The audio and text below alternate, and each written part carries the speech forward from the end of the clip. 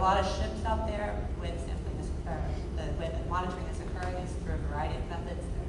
There are multiple NOAA ships tracking back and forth on this grid that I just talked about.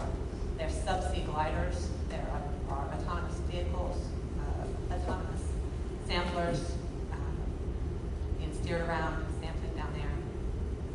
There are various buoys that have been dropped, and then all of those samples are coming back to, again, be evaluated for the presence of oil. And we know there's some oil out there. I mean, you guys have heard about subsea oil plumes, and we are still tracking that. What we have seen in the data that's collected is that there's within about 10 kilometers or so of wellhead, there's higher concentrations in the parts per billion range, a few hits in the parts per million. But when you get away from the wellhead, 6 miles out, and roughly 10 kilometers or so, we see those levels drop dramatically down into the parts per billion, and as you go further away, into the parts per trillion.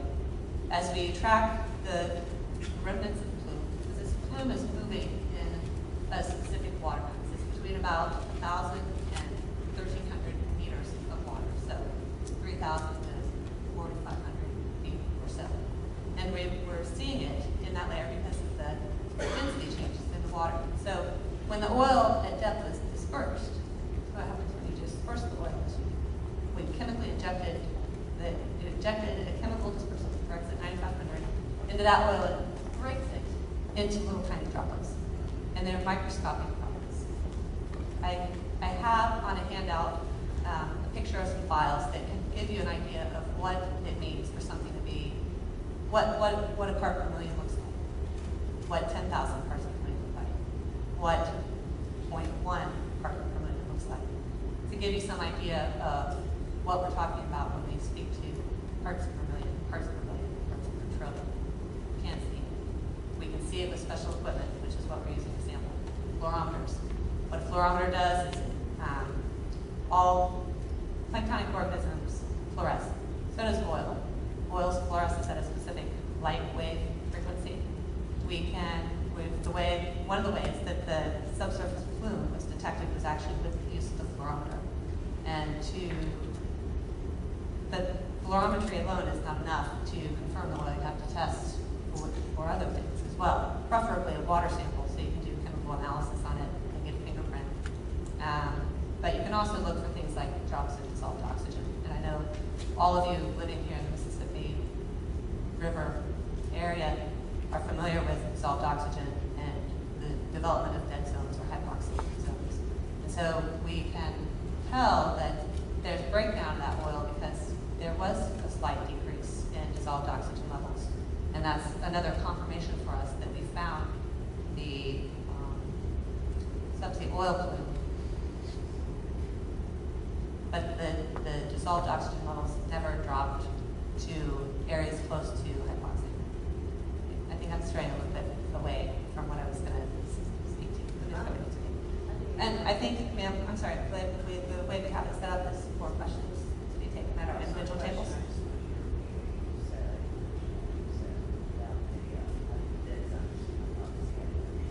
Okay. So the framework that I put in was the dead zone that's created every summer off the Gulf of the Mississippi River here, off the mouth out here in the Gulf. And that has nothing to do with this spill other than to say that it's areas of low dissolved oxygen. And when oxygen drops below a certain level, it's hard for animals to survive in that. So we call it hypoxia, and it's a big concern because if you don't have oxygen to breathe well, you're going to die. So we were concerned in looking for this oil that we were going to find areas of low dissolved oxygen and that it could perhaps go to hypoxia. We don't see that. We haven't seen that at all, actually.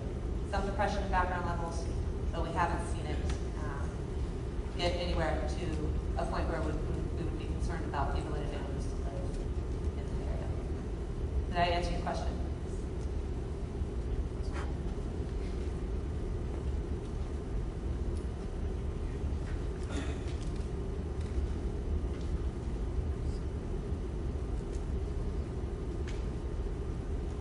Okay, so I think that's just about enough talking for me. It's been a I'll talk to you tonight.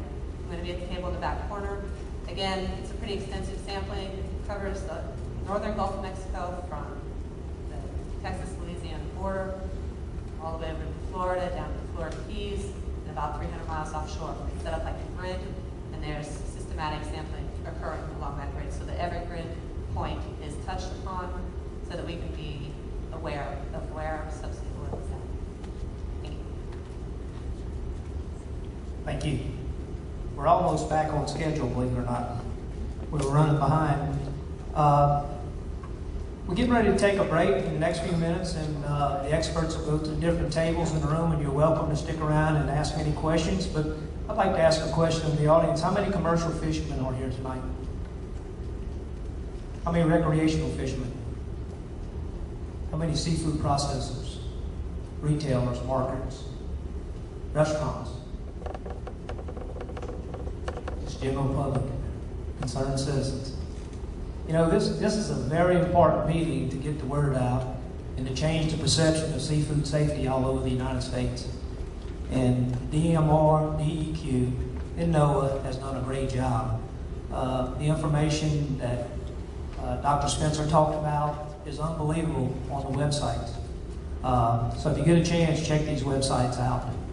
And I hope, again, you know, it's hard when you prepare a meeting like this, like Joe Jewell has done for DMR, and you don't have a turnout, especially from the commercial fishermen.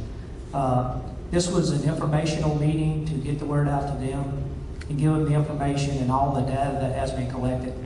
And believe it or not, I had the opportunity to go out on a trip with NOAA, DMR, and DEQ on an 11-hour trip to search for 9 stations in the Gulf off of Pascagoula. It took us 11 hours to collect the data that is sent back to these laboratories to get this information back out to the fishermen, the consumer, the seafood marketing boards, tourism, and all the agencies in the United States to say that Gulf Coast shrimp is safe. So I hope you go back to your neighborhoods. And I know we do have some environmentalists here. Therese, thank you all for being with us. We appreciate y'all being here. And we know y'all's concerns. And also, I see out in the audience Chris Lagarde from Congressman G. Taylor's office. Thank you for being with us, Chris. So let's go ahead and take a 5-minute break, and then you can walk out to different tables, and hopefully you can get information that you need. Thank you, and God bless you, and have a great weekend.